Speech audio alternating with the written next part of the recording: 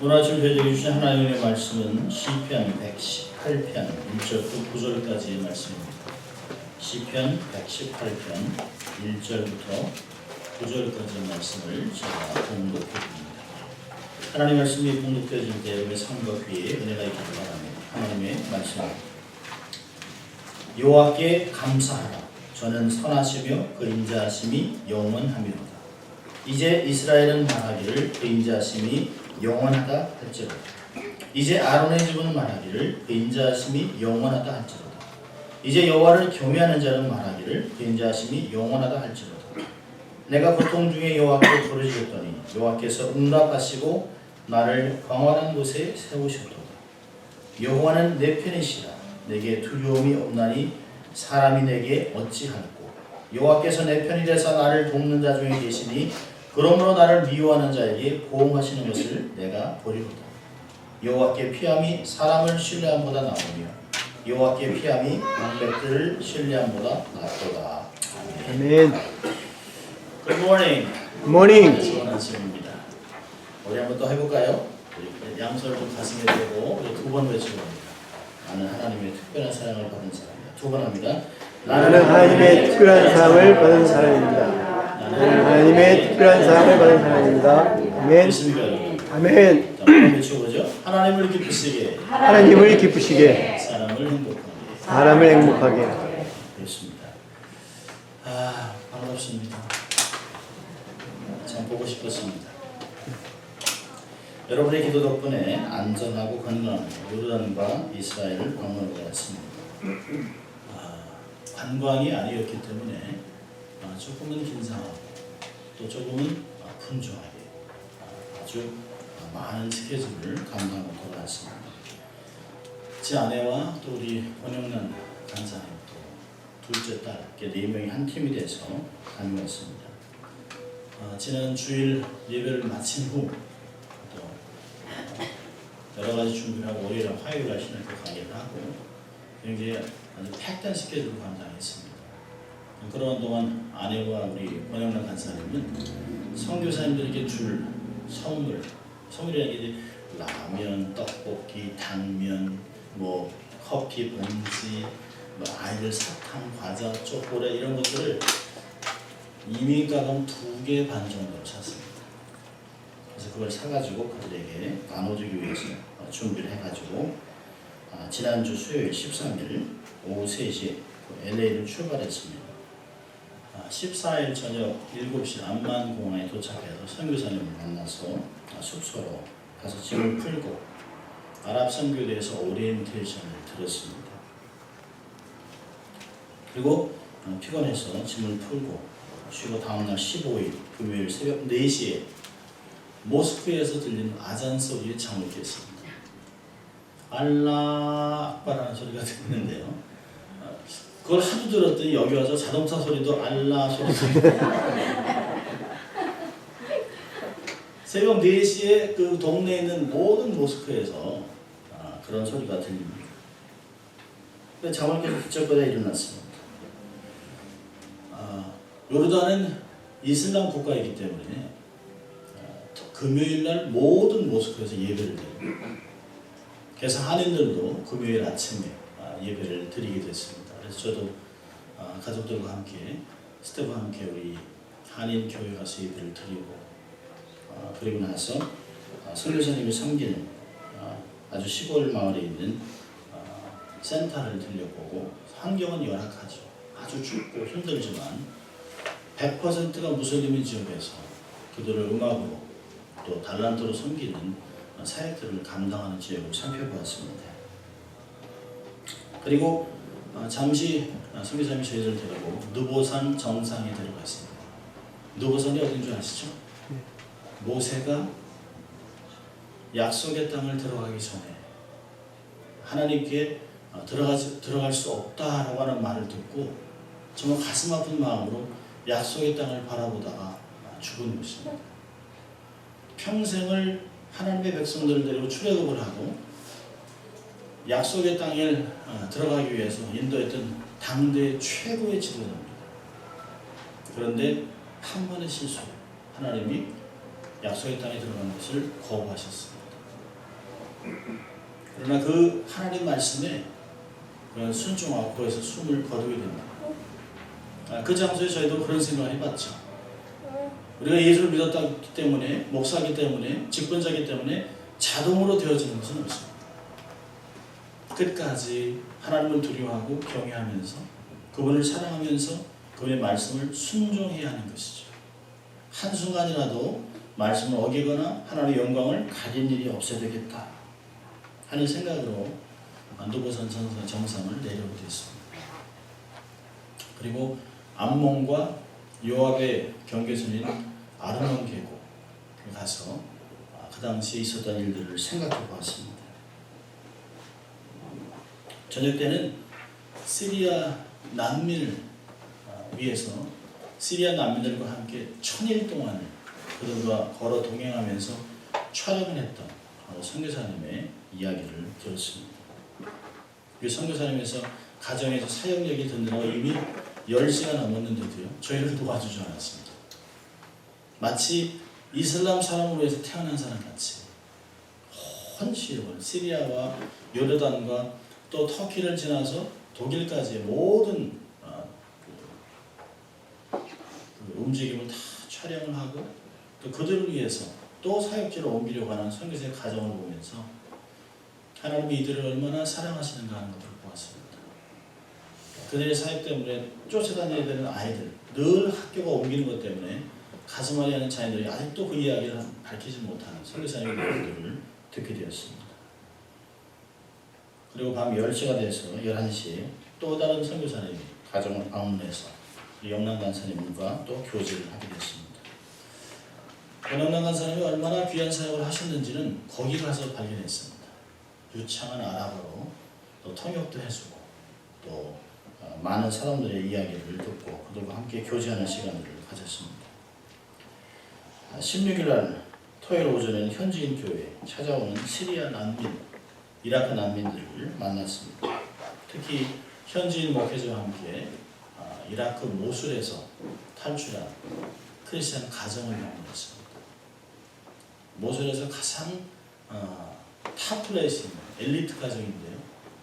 아이시스가 찾아 들어오면서 공격하느라고 형제도 잃어버리고 가족은 뿔뿔이 흩어지고 남은 것은 아무것도 없는 영어도 유창하게 하는 한 가정을 보면서 정말 아이시스가 어떻게 이런 일들을 행하는가 보면서 마음이 얼마나 아팠는지 몰라요. 굉장히 많은 난민들이 요르단에 들어와 있습니다. 그리고 그들은 기회만 되면 유럽으로 옮기기 위해서 한 집에 5가정, 6가정이 거의 20명 이상씩 살아가는 것을 보면서 정말 하나님 이들을 향한 마음이 어디 있을까 하는 생각도 해본 적이 있습니다. 이들을 향한 사역들을 어떻게 하면 우리가 감당할 수 있을까 하는 꿈도 다시 한번 비전도 품고 돌아오는 시간이 됐습니다. 그리고 선교사님과 함께 그 와디람이라고 하는 사막에 내려가서 선교사님과 함께 삶을 나누는 힐링 캠프의 시간을 보냈습니다. 이건 인사이드 조크입니다. 힐링 캠프가 어떠했는지 나중에 설명해 드리겠습니다. 17일 주일에는 페트라에 들러 방문하고 모세 계곡, 모세가 반석을 쳐서 물이 나온 곳이라는 모세 수평에 들렸습니다.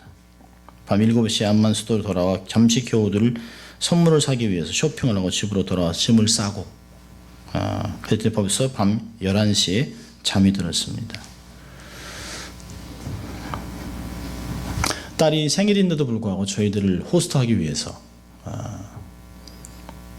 이틀을 저희를 안내했던 선교사님, 또 딸에게 줄 선물이 없어서 저희들이 갖다 준 겨울 잠바로 생일 선물을 대신했던 선교사님의 가슴 아픈 이야기를 듣게 됩니다.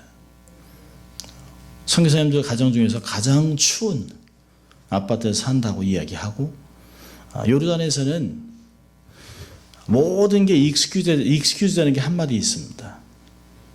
모임을 하다가도 모임에 못 나올 때 하는 이야기가 있습니다. 그 뭐냐면 오늘 우리 집에 물 나와요. 일주일에 물 나오는 시간이 많지 않기 때문에 물 나오는 시간이면 빨래도 해야 되고 많은 일을 해야 되기 때문에 물을 받아놔서 저장해야 되기 때문에 물 나오는 시간이 가장 중요하다고 합니다. 그런데 그런 것도 모르고 첫 이틀 동안 열심히 샤워를 했습니다. 얼마나 죄송한지 몰라요. 물탱크도 작은데. 먼 곳에서 찾아온 손님을 섬기기 위해서 길을 떠나줬던 고마운 선교사님들. 바쁘고 분주한 가운데서 없는 가정에서도 저희들에게 정성을 다해 저녁을 대접했던 선교사들. 또 하나님이 부르시면 안정된 사역을 다 포기하고 무슬림 형제들이 간 이방 땅으로 또 사역지를 옮기려 했던 선교사들. 10몇 년 동안 한 곳에서 정착하면서 그 지역 땅을 섬겼던 선교사들을 만나면서 얼마나 고마운지 모릅니다. 우리가 다 갔어야 하는데 그들은 우리를 대신하여 그곳에 간 좋은 선교사님들입니다. 18일 월요일 날에는 오전 7시 집에서 떠났습니다. 요르단과 그 이스라엘 국경으로 떠나기 위해서 1시간 반 동안 운전하는데요. 자동차가 브레이크가 고장이 났습니다. 차가 이상한 소리가 나서 국경 한 15분 전에 15분 거리 전에서 차를 세워서 브레이크를 고쳤는데요. 하나님이 얼마나 큰 은혜를 주셨는지 그때 그 브레이크를 고치지 않았다면 큰 사고가 날 뻔했습니다. 굉장히 높은 800m 고지가 되는 길을 오르락내리락하면서 집으로 돌아가야 될 선교사님. 선교사님이 큰 사고가 날 뻔했는데요.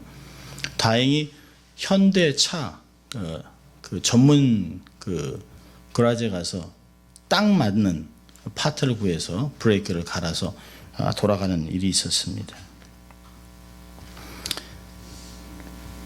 국경을 잘 은혜 가운데 잘 지나고 이스라엘 북부에 있는 하이파 대학으로 택시를 타고 1시간 반 동안 가서 하이파 대학에서 사역하는 선교사님을 만나서 그분이 사는 이스라엘 아랍 계통이 사는 가난한 동네로 들어갔습니다. 하이파에서 가난한 이스라엘 무슬림 형제가 많은 또 가난한 아랍 계통이 있는 지역으로 산동네로 차를 몰고 들어갔습니다. 달동네, 산 꼭대기 달동네, 엘리베이터도 없는 3층 집.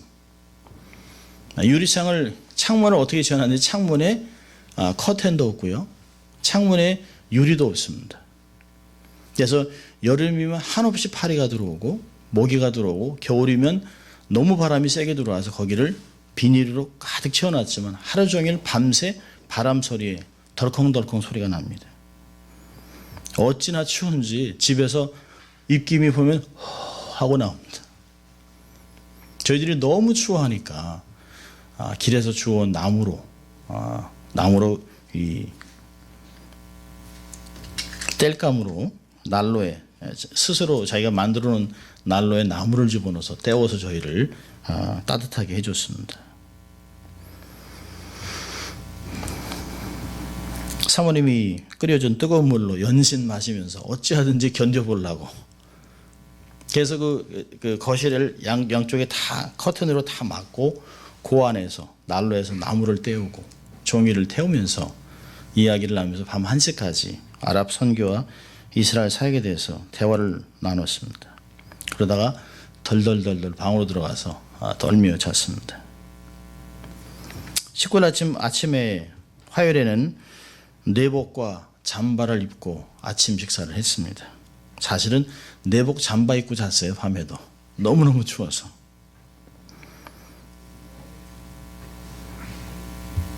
아침을 먹고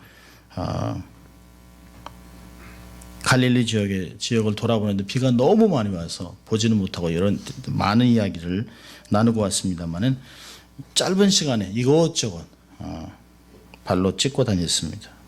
그러면서 우리 교인들하고 왔을 때 날씨가 참 좋았으면 좋겠다 이런 생각들을 하기도 했습니다.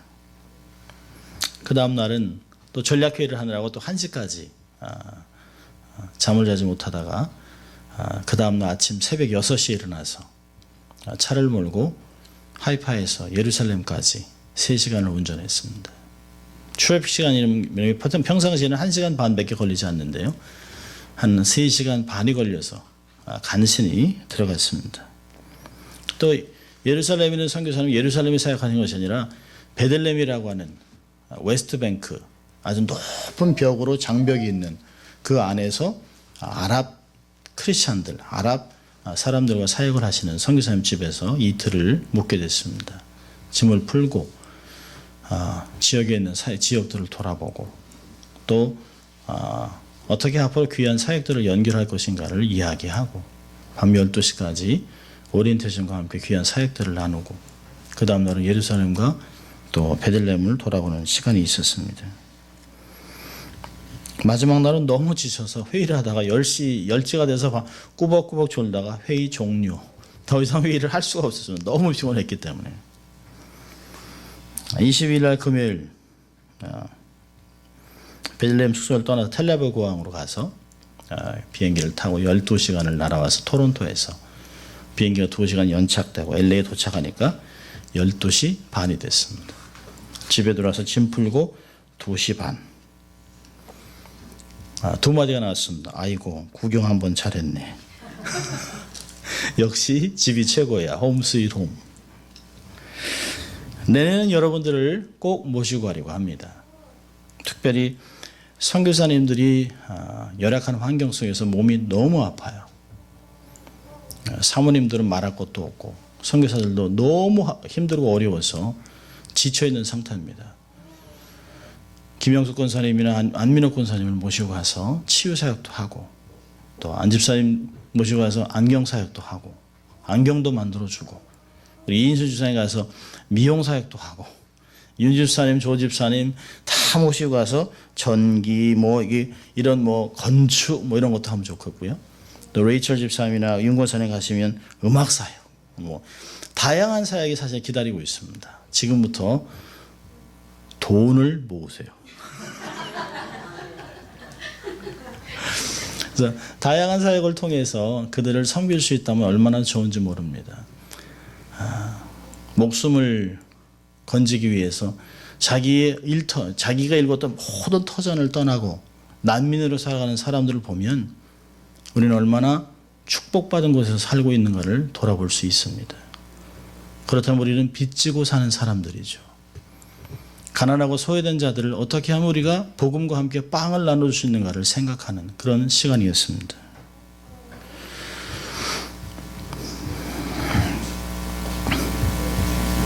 내년에는 꼭 갈 수 있도록 여러분이 함께 동참해 주시길 바랍니다. 여러분 옛사람의 말에 일일지게 제어조하고 일년지게 제어춘이라는 말이 있습니다. 이 말은 현대말로 해석하면 하루를 올바르게 사는 것은 새벽 마음가짐에 있고 1년을 올바로 살고 못 사는 것은 연초의 마음가짐에 있다는 말입니다. 첫 단추를 잘못 끼면 삶은 다 망가지는 것이에요. 시작이 잘못되면 끝은 볼 필요도 없습니다. 처음부터 틀어진 것은 시간이 지날수록 심각하게 틀어집니다. 과거는 지났습니다. 2015년은 다 지났습니다. 하나님께서 우리에게 새로운 한 해 2016년을 허락하셨습니다. 2016년의 모든 결과는 1월 달에 첫 단추를 어떻게 끼느냐에 있습니다. 한 해를 복되게 살 마음가짐을 생각해야 될 시간입니다. 여러분 벌써 한 달이 다 지나가고 있습니다. 아직도 2015년으로 체크해 쓰고 2015년이라고 쓰고 있는 이런 때 벌써 2016년에 24일이 지나가고 있습니다. 세월은 결코 우리를 기다려주지 않습니다.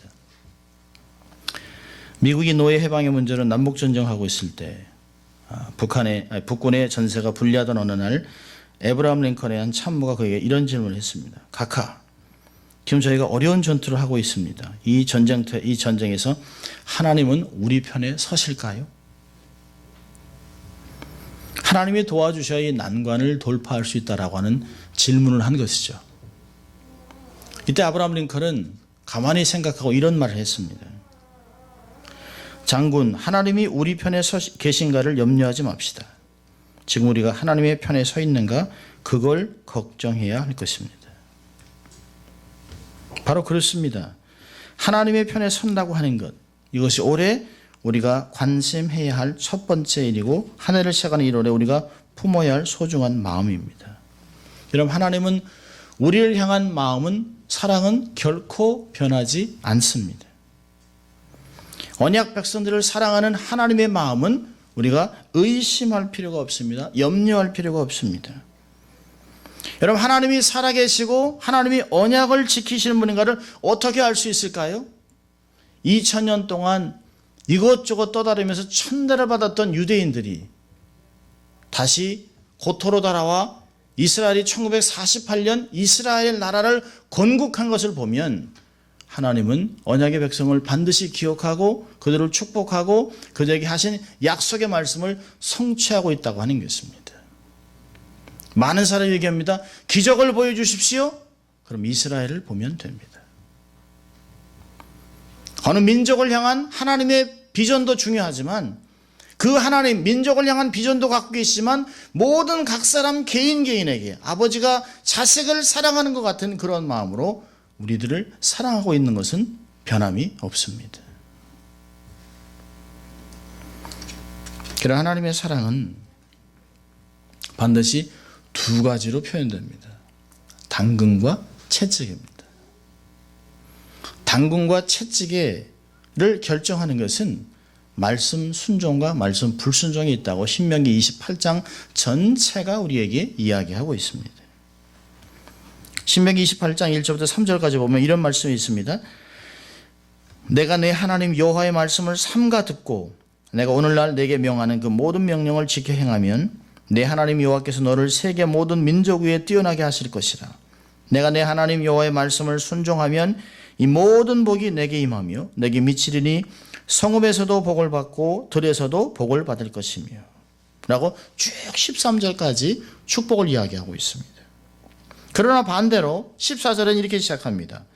내가 오늘날 너에게 명하는 이 말씀을 떠나 좌로나 우로나 치우치지 아니하고 다른 신을 따라 섬기지 아니하면 이와 같으리라. 그러나 내가 만일 내 하나님 여호와의 말씀을 순종하지 아니하여 내가 오늘날 내게 명하는 그 모든 명령과 규례를 지켜 행하지 아니하면 이 모든 저주가 내게 임하고 내게 미칠 것이니 내가 성읍에서도 저주를 받으며 들에서도 저주를 받을 것이요 또 내 광주리와 떡반죽 그릇이 저주를 받을 것이요 내 몸의 소생과 내 토지의 소산과 내 우양의 새끼가 저주를 받을 것이며 내가 들어와도 저주를 받고 나가도 저주를 받으리라.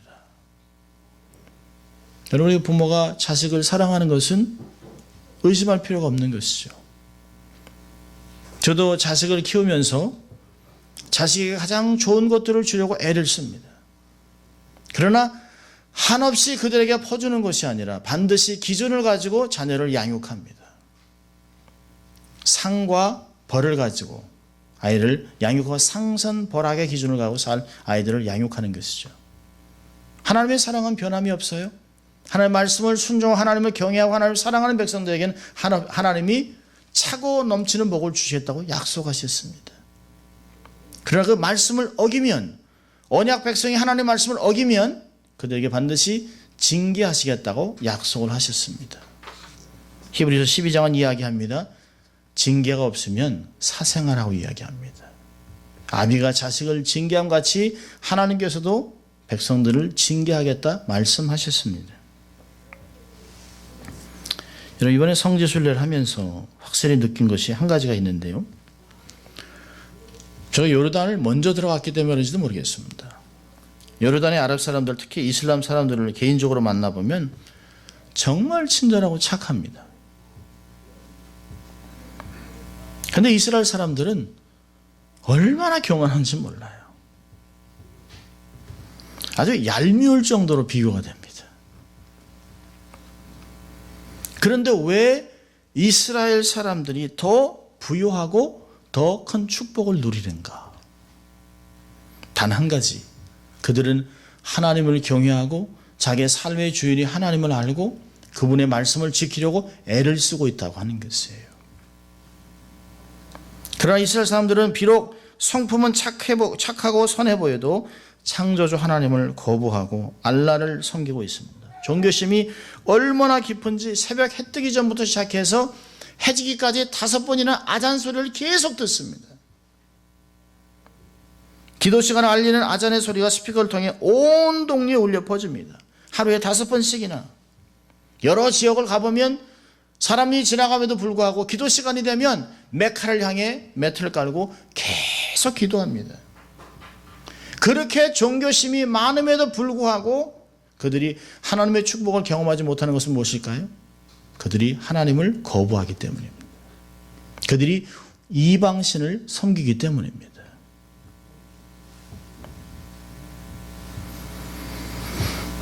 하나님과 그분의 말씀을 거부하고 이방신에게 아무리 기도하고 섬겨도 그들은 언약 백성의 축복을 누릴 수가 없습니다.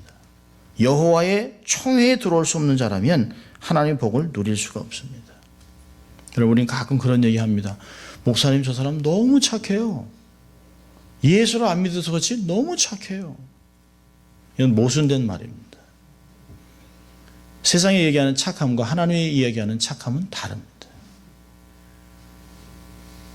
우리가 예수를 믿는다면 모든 것을 말씀과 하나님의 기준으로 해석하기 시작해야 합니다. 착함은 사도행전 11장 23절에 얘기했습니다. 착함은 믿음과 성령이 충만한 것이라 얘기하고 있습니다. 하나님의 말 안의 기준은 착함은 예수님을 믿고 믿음과 성령이 충만할 때만 하나님의 기준인 착함을 유지할 수 있는 것이죠. 법을 지키지만 하나님을 거부한다면, 많은 사람을 돕지만 하나님을 인정하지 않는다면 그는 결코 하나님의 복을 받아 누릴 수가 없습니다. 잠언서 5장 21절은 우리에게 얘기합니다. 대저 사람의 길은 여호와의 눈앞에 있나니 그가 모든 길을 평탄케 하시느니라. 하나님의 인생의 모든 것을 살펴보고 examin하고 그 길을 평탄케 하시겠다라고 약속하셨습니다.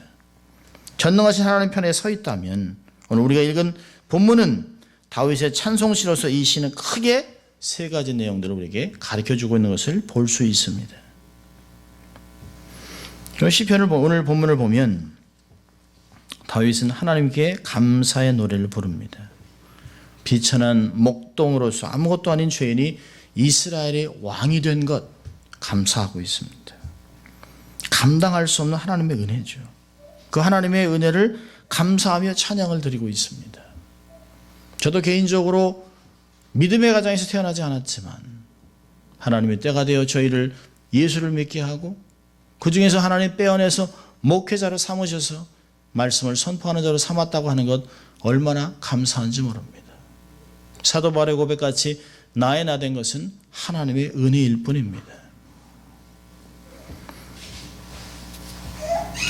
다윗은 지금까지 자기를 세운 것은 자기가 잘난 것이 아니라고 얘기하고 있어요. 자기의 복은 하나님이 주셨다라고 얘기하고 있습니다. 그리고 은혜를 입고 사는 자의 고백이 이 하나님 이제 나는 남은 생애를 하나님을 위해 살겠습니다. 하나님 편에 서겠습니다라고 얘기하고 있습니다. 이런 소중한 결단을 우리 성경은 우리에게 이야기하고 있습니다. 다윗은 진실로 자기가 서야 할 자리, 있어야 할 것을 잘 선택한 사람이었습니다. 오늘 본문 6절을 보면 이렇게 얘기하고 있습니다. 여호와는 내 편이시라. 내게 두려움이 없나니 사람이 내게 어찌할꼬. 여호와께서 내 편이 되사 나를 돕는 자 중에 계시니 그러므로 나를 미워하는 자에게 보응하시는 것을 내가 보리로다. 여러분, 하나님은 내 편이 되신 줄 믿을 수 있길 바랍니다. 우리가 예수님을 믿고 하나님을 섬기고 있다면 하나님은 여전히 우리 곁에 계셔 우리 편이 되고 있다는 것을 말씀하고 있습니다. 우리가 다윗의 일생을 연구해 보면 모든 경우에 하나님 편에 선 사람인 것을 볼 수가 있습니다. 세상을 택할 것인가? 하나님을 택할 것인가? 하나님을 따를 것인가? 세상의 풍습을 따를 것인가? 세상의 방법을 택한 것인가를 늘 고민하는 건데 선택의 순간에서 그는 늘 하나님의 방법을 택했습니다. 우리의 사건 속에서도 문제를 다 숨겨버릴 수 있었지만 나단의 지적 앞에 하나님 무릎 꿇고 자기의 잘못을 고백하고 회개하고 눈물로 침상을 띄웠던 나단의 책망을 달게 듣고 회개함으로 해결을 받은 것을 볼 수 있습니다. 우린 평생 많은 선택을 해야 합니다. 물질을 택할 것이냐, 하나님을 택할 것이냐, 평안함을 택할 것인가, 편안함을 택할 것인가, 익숙한 것을 택할 것인가, 늘 하나님 앞에 새롭게 나갈 것을 택할 것인가. 절대로 양다리를 걸칠 수가 없습니다. 선택의 순간을 만날 때마다 우리는 이것이 과연 하나님께 영광을 돌릴 것인가, 몸된 교회에 덕을 세울 것인가, 타인을 복되게 할 것인가, 내 경건에 유익할 것인가를 늘 생각하면서 하나님 편에 서기로 작정해야 합니다. 이렇게 평생을 살아가면서 하나님 편에 섰던 다윗을, 하나님은 내 편임이라고 고백했던 다윗에게 하나님은 두 가지 크게 복을 주셨던 것을 볼 수 있습니다. 다윗을 하나님 어떻게 축복하셨을까요? 7절을 보면 하나님이 그의 편이 되셨습니다. 그리고 그를 도우셨습니다. 여호와께서 내 편이 되사 나를 돕는 자 중에 계시다라고 고백하고 있습니다. 사무엘상 7장 29절에 보면 다윗이 기도하기를 주의 은혜로 주의 종이 집에 영원히 복을 받게 하옵소서라고 기도합니다. 얼마나 소중한 기도입니까? 하나님, 나의 집이 주의 은혜로 복을 받기를 소원합니다. 재물을 구하거나 권력을 구하거나 관계를 구하는 것이 아니라 주의 은혜로 복을 받기를 구하고 있습니다. 하나님의 임재가 함께 하지 않는다면 그 축복은 더 이상 축복이 아닌 것입니다. 하나님의 임재가 없는 건강, 더 이상 축복이 될 수 없습니다. 하나님의 임재가 없는 지식, 권력, 그것은 악의 근원이 될 뿐입니다. 다윗이 하나님 앞에 하나님 주의 은혜로 종의 집안을 축복해달라고 했던 그 기도를 주님이 다 응답해 주셨던 것을 볼 수 있습니다. 그의 집은 영원히 복을 받았습니다. 위대한 집안을 일으켰습니다. 예수 그리스도가 육신으로 그 가문에서 오셨습니다.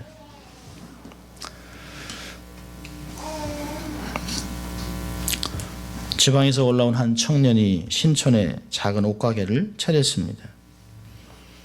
동생이 불신자와 결혼하는 것을 극도로 반대해서 아버지와 불화를 겪다가 아버지가 던져준 500만 원을 가지고 가게를 차렸습니다. 그런 가게를 시작하면서 세 가지 결심을 하게 됩니다. 첫째, 주일을 성수한다. 어떤 일이 있어도 주일엔 일을 하지 않고 주일 예배와 봉사를 한다. 둘째, 온전한 11조를 드린다. 얼마를 벌든 정확히 구분해서 11조를 하나님께 드린다. 셋째로 해외 선교를 힘쓰고 선교사를 지원하고 섬긴다. 하나님의 편에 선다고 하는 것은 유별난 것이 아닙니다.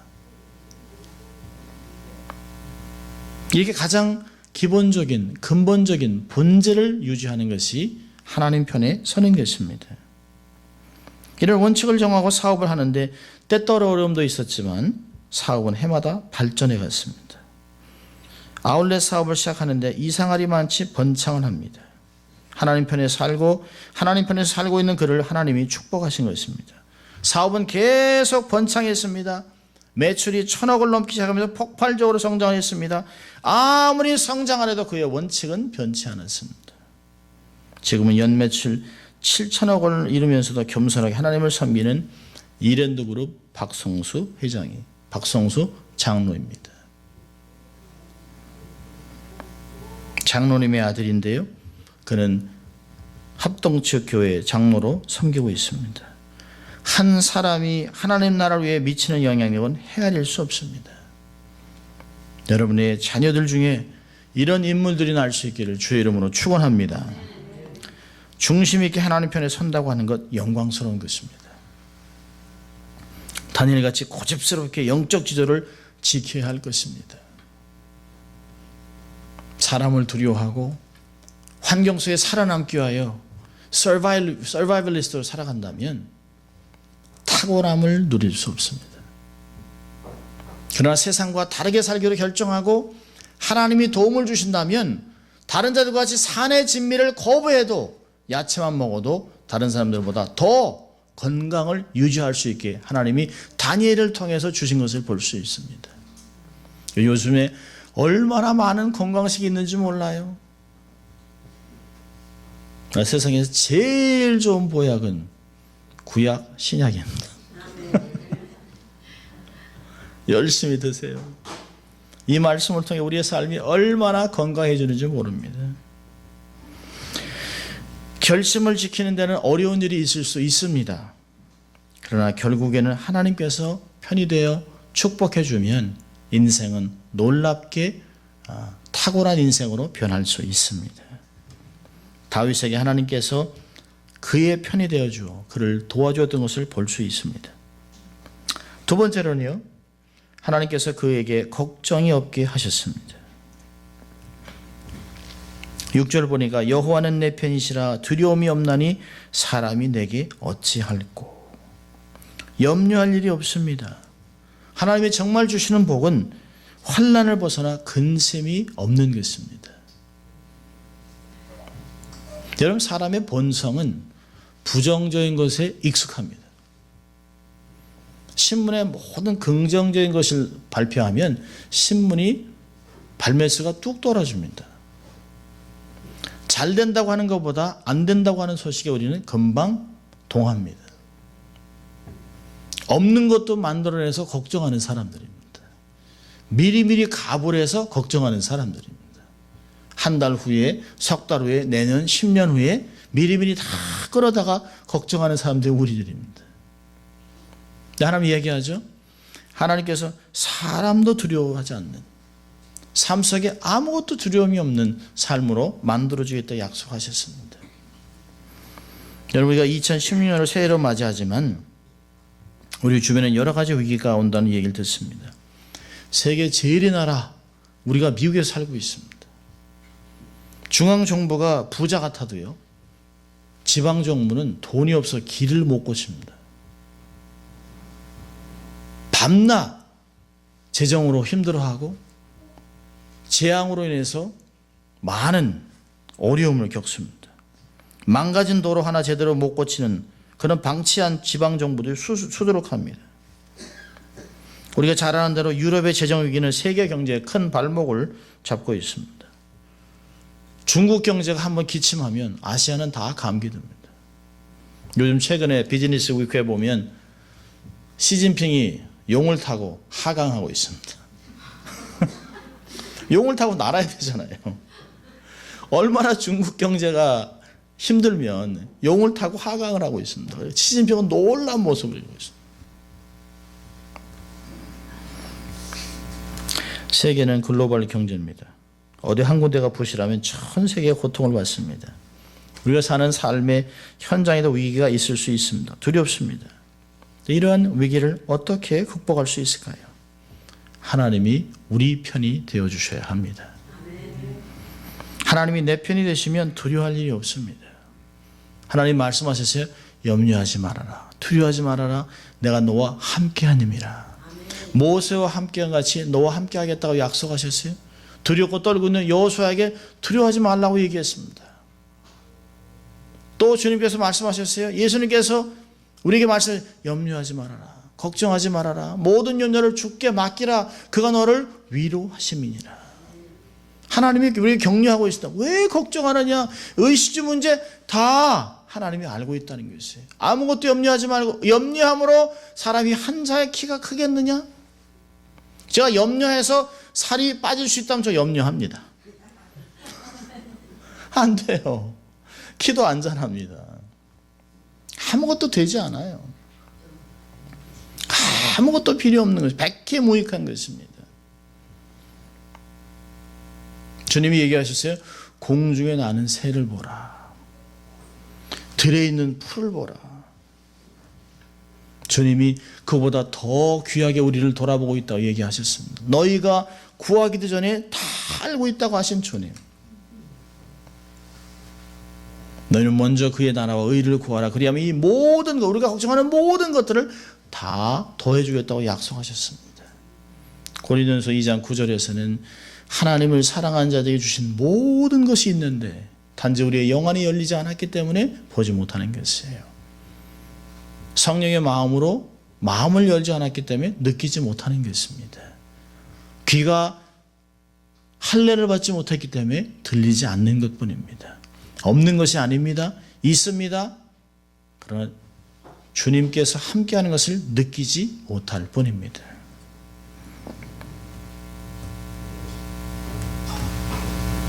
주님이 지나가실 때 장님은 이렇게 기도했습니다. 주여, 내가 보기를 원합니다. 하나님, 내가 삶에서 하나님이 나와 함께 하심을 보기를 원합니다. 눈을 열어주십시오.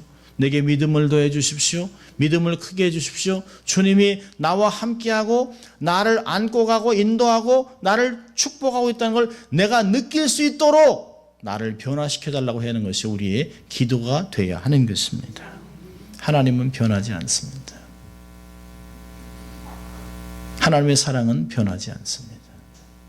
우리가 어떤 것을 더하기 때문에 주님이 우리를 더 사랑하고 우리가 적게 하기 때문에 하나님 우리를 적게 사랑하지 않습니다. 하나님의 사랑은 변하지 않습니다. 오히려 하나님의 사랑은 더 깊어지고 더 우리의 삶을 가깝게 다가오실 것입니다.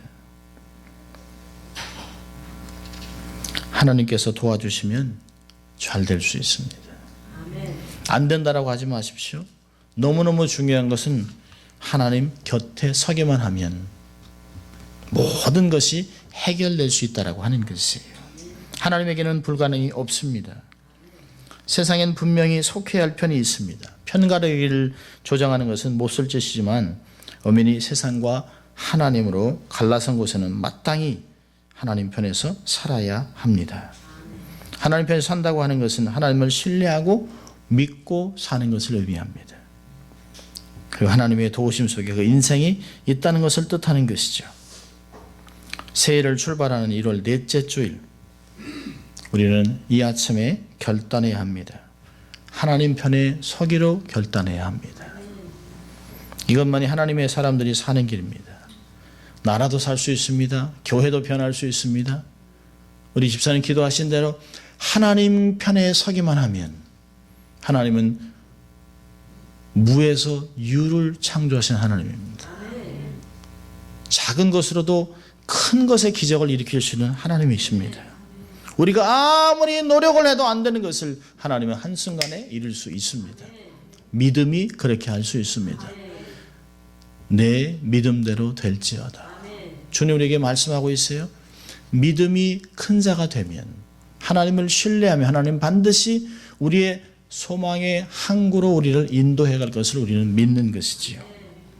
다윗과 같이 하나님 편에 살기로 결심하는 가운데 큰 복을 받는 여러분 될 수 있기를 주의 이름으로 축원합니다. 기도하겠습니다. 하나님 아버지 감사합니다. 오늘도 하나님께서 우리를 예배자로 초청하시고 말씀으로 교훈하셔서 우리가 한 주간을, 한 달을, 1년을 주 앞에서 어떻게 살아갈 것인가를 도전하신 주님 감사합니다. 하나님께서 늘 내 편이 되어 나에게 두려움이 없다고 고백했던 다윗과 같이 이러한 고백이 우리의 고백이 되게 하시고, 우리도 다윗과 같이 평생 하나님 곁에서 동행하고 에녹과 같이 주를 동행하다 주님께 부름을 받는 귀한 종들 다 될 수 있도록 하나님 축복하여 주시옵소서. 감사하고 예수님 이름으로 기도합니다. 아멘. 우리 함께 다 일어나셔서 찬송가 348장 4절 주보에 있는 찬양하겠습니다.